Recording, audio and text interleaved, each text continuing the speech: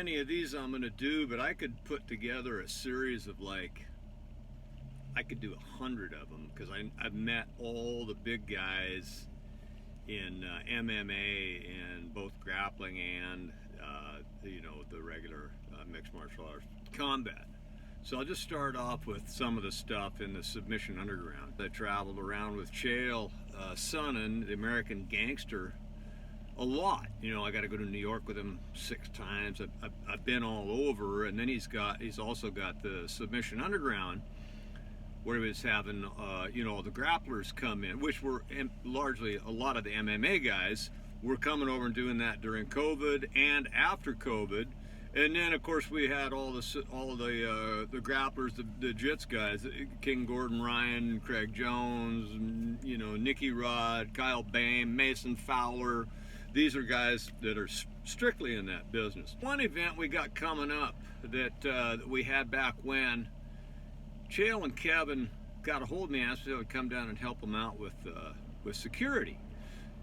And of course I said, sure, I get to be the cooler, I got 5 MMA guys at my disposal. They're the bouncers. I get to be like Patrick Swayze for the night. I get to come down there and be the smart guy that's not going to get beat up and try to keep the peace. The reason I'm saying this is because we got Raging Al Iaquinta coming in, and he's facing Platinum Mike Perry.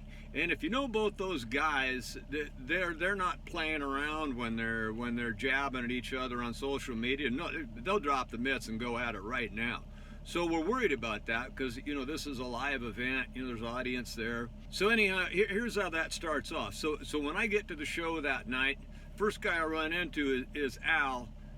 He's a good guy. Doesn't say much. He wasn't exactly talkative. He's pissed off. He's getting ready to grapple because that's just a fight to him. Okay, so that's going okay. I talked to him beforehand, and then Mike Perry. Mike Perry's there with his I don't know, his girlfriend or his wife back then, but Danielle, the Platinum Princess. So she's there with him. And he's got his manager. He's a black guy, good-looking guy, probably closer to my age. So I go downstairs, and Mike and his manager and the Platinum Princess are there. And this guy couldn't have been cooler. He was so nice to me. He was...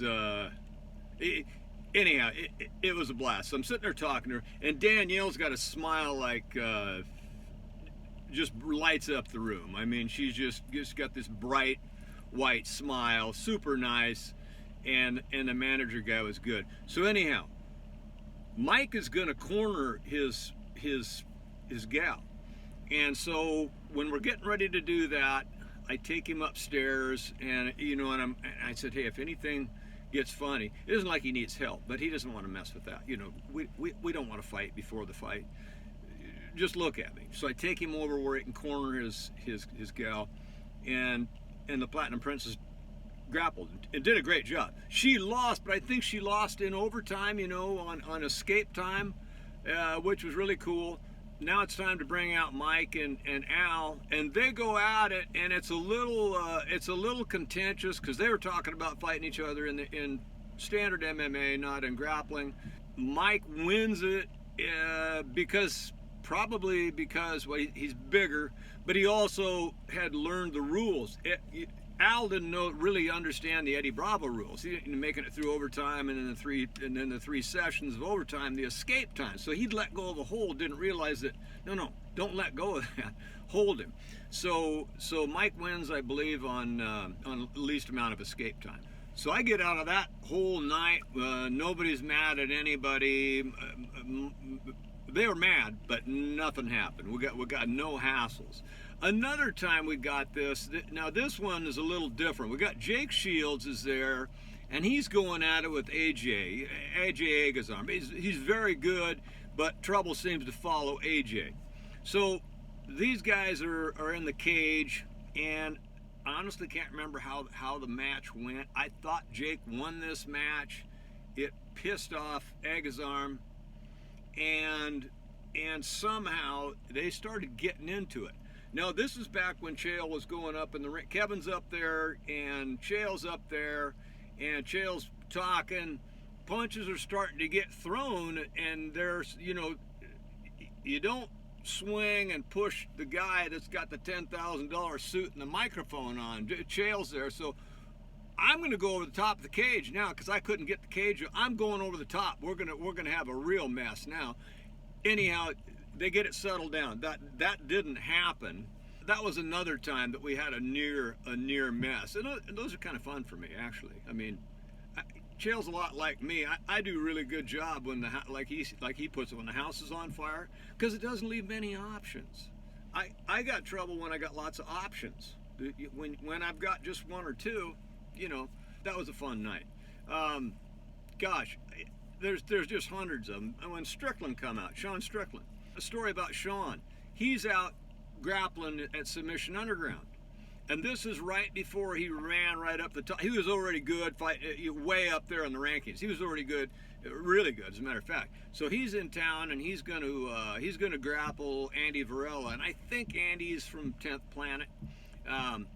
But anyhow, I get to the show early, and like I always did, and you know, I got to sit right up on the desk with Kevin and a timekeeper. So I was right there outside the cage, and Chael's in the back doing the live UFC Fight Pass stuff.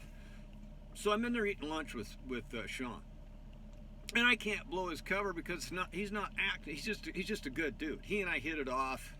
I bullshitted with him for like a half an hour. He's just a good dude. So he gets out there and goes at it with Varela, and Varela's kind of a killer in that. He's good, but Sean starts off. He starts off the first round, and he's throwing these punches not to hit him, throwing air balls over his head just to show him who's running this show. And he was. You could tell Andy was like, "You're not getting him down." Sean's getting frustrated. Andy's really getting frustrated because he's not going to get him down and be able to go to work. He's got to get him through that 5-minute period to get to overtime, and Sean doesn't like this. So pretty soon, Sean just turns his back on him. He just completely turns his back on him, puts his hands down, and Andy just runs over and jumps on his back. He sinks a rear naked in, and Sean carries him around the ring for a half a minute, and then, you know, he finally got a tap. So anyhow, this was kind of a funny deal. Gosh, I got to meet them all. Mason Fowler. We've probably talked 10 times there, and I never did get to see him go at it with Kyle Bame. I think that would have been Mason's real test there. He beat Craig twice. Greg Jones, great guy, both of them. Mason's a guy, though, that if he gets your back, it would take somebody at least as big or bigger than him to get loose from that. That's just not happening. He can crank it down, and it's just a matter of when at that point. It's just a matter of when.